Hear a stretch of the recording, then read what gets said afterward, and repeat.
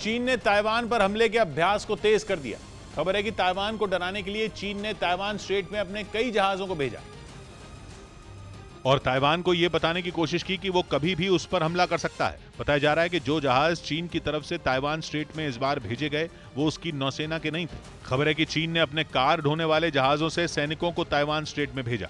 Taiwan straight करीब 180 kilometre चौड़ा straight है जो साउथ चाइना सी का हिस्सा है और उत्तर में ईस्ट चाइना सी से जुड़ता है। यही कारण है कि चीन ने ताइवान पर आक्रमण करने के लिए बड़े पैमाने पर अभ्यास किया और इस बार अपने सैनिकों को ताइवान की सीमा में भेजने के लिए सैन्य जहाजों के बजाय कार ढोने वाले जहाजों का इस्तेमाल किया।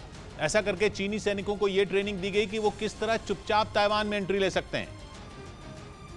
मतलब ये कि इस ड्रिल से चीन ने यह दिखा दिया कि वो कैसे ताइवान पर बेहद कम समय में आक्रमण कर सकता है, वो भी किसी को भनक लगे बिना। हालांकि बताया जा रहा है कि इस अभ्यास में शामिल जहाज सैनिकों को चीन के एक टापू पर छोड़कर लौट गए। ये जनाब फूल की खेती करके 1 एकड़ में 1 साल के 30 लाख तक कमा रहे हैं। आपको भी ये करना है तो फ्रीडम ऐप को अब भी डाउनलोड कीजिए। खबर है कि जिन जहाजों का इस्तेमाल किया गया आमतौर पर उनके जरिए कारों या दूसरी गाड़ियों को एक टापू से दूसरी टापू पर ले जाए जाने के लिए किया जाता है। हालांकि रक्षा विशेषज्ञों का मानना है कि चीन ने एक बार फिर टेढ़ी चाल चली और दुनिया को भ्रमित करने की कोशिश की।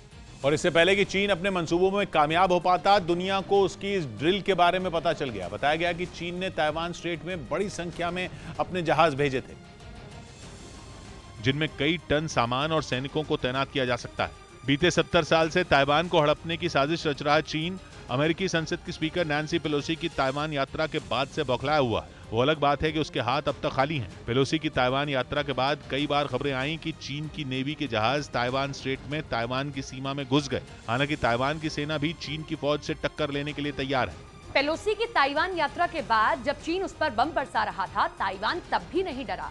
उस समय चीन ने ताइवान की 6 तरफ से नाकेबंदी कर दी थी जिससे ताइवान को अच्छा खासा नुकसान हुआ था, लेकिन ताइवान तब भी नहीं झुका। उधर चीन भी बाज आता नहीं दिख रहा। वो ताइवान के पास बड़ी बड़ी मिलिट्री ड्रिल कर रहा है। चीन ने अब तक हार नहीं मानी है और लगातार ताइवान को हथियाने के नए नए तरीके ढूंढ रहा है।